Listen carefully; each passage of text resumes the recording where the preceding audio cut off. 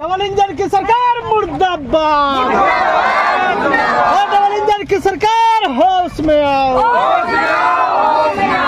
बिहार के पूर्णिया जिले में 14 साल की नाबालिग के साथ गैंग रेप और हत्या के खिलाफ न्याय की मांग को लेकर 2 अप्रैल से पैदल मार्च निकाला गया। यह मार्च 11 अप्रैल को राजभवन पटना पहुंचेगा।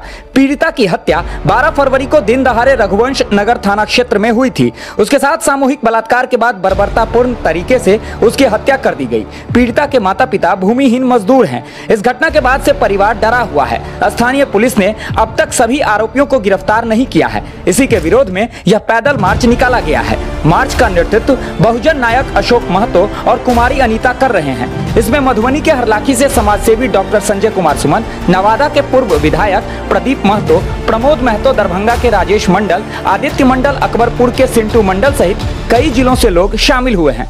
स्थानीय ग्रामीण भी बड़ी संख्या में इस मार्च के साथ चल रहे हैं। इस मार्च का मकसद पीड़िता को न्याय दिलाना और महिलाओं बेटियों के खिलाफ हो रहे अपराधों पर सख्त कार्रवाई की मांग करना है।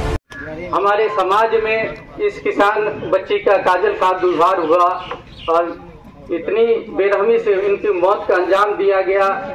हमारे शरीर में खून है, खून खौल रहा है, लेकिन कर भी क्या सकते हैं। हम उतने ताकतवर नहीं हैं, उतने मजबूत नहीं हैं। तो हम लोग ताकतवर और मजबूत क्यों नहीं है, इसके पीछे 3 रीजन है। पहला रीजन, हमारे समाज में शिक्षित नहीं है, उतना शिक्षा का अभाव है। और हम पहली बार में आप लोग के पास आए हैं, बहुत दूर दूर से आए हैं, हरलाखी विधानसभा मधुबनी से आए हैं, थकते हुए घूमते हुए, लेकिन तो पर भी अपने मंजिल के पास पहुंच गए हैं।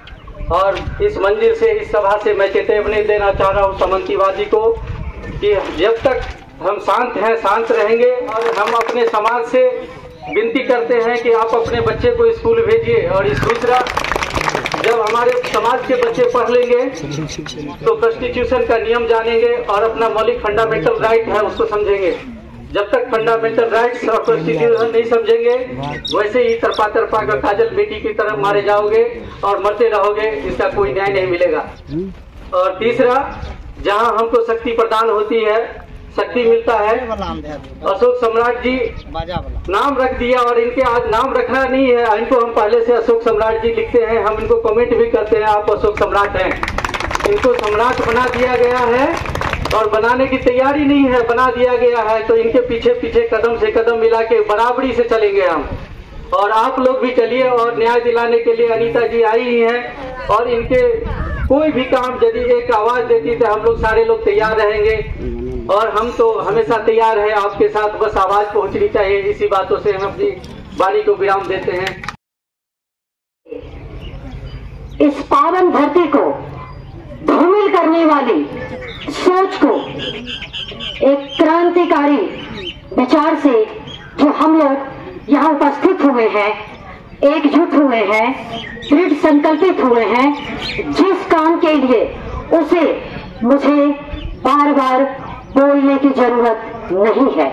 सभी अभिभावक जन ने अपनी बातें पुरजोर तरीके से रखी है और मेरे लिए बहुत बड़ी बातें ये हुई कि काजल बेटी, हमारी धानुक समाज की बेटी, बहुजन समाज की बेटी के जब पिता ने खुद आकर 2 शब्द अपनी मांगे रखी, शायद कोई पिता अपनी बेटी खोने वाला रखने में हिचक जाए, फिर भी आप सभी ने उन्हें हिम्मत दीजिए। मैं चाहूंगी आप लोग सब एकजुट रहिए। आप लोगों को न्याय जरूर मिलेगा। मातृशक्ति ये ना भूलें कि आप लोगों में कितनी ताकत है। और बेटियां, बेटा आप इधर आओ। वो बेटियां हमारी कितनी उस तरफ बाहर खड़ी हुई हैं। आप लोग धूप में खड़े नहीं होंगे, बेटा आप लोग इधर आइए। ये सामंतवादी सोच रखने वालों, ये सुन लें, सामंतवादी सोच रखने वाले, अराजकता फैलाने वाले, ये सुन ले, सिर्फ महिकंद की धरती से ही ये आगाज, ये कार्यक्रम, ये न्याय पैदल यात्रा जो होगी, ये पूरे बिहार में पूरे कौम, धानुक समाज, बहुजन समाज एकजुट करके एक आगाज बनकर उभरने वाला है।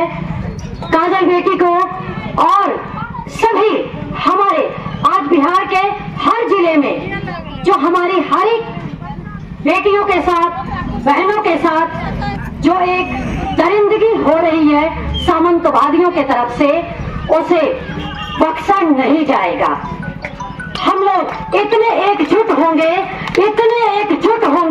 इतनी मजबूत अपनी आवाज बनेंगे कि हमें बुलाने की जरूरत नहीं पड़ेगी। माताएं बाहर नहीं आइए, एकजुट बैठिए, एकजुट होइए। वो अपने अधिकार के लिए खुद लड़ाई लड़ेंगी। इसीलिए कलम की ताकत पहचानिए आप लोग, और काजल के साथ जो हुआ वो दोबारा नहीं घटेगा किसी के साथ। इसके लिए दृढ़ संकल्पित होइए, मजबूत आवाज बन के उभरिए। ये 2 मार्च से आज हम लोगों का इस भूमि को हम लोग संसद बना के आगाज करेंगे। 2 अप्रैल से जो हम लोग ये आगाज कर रहे हैं, ये 11 को राजभवन में इसको हम लोग संज्ञान देंगे।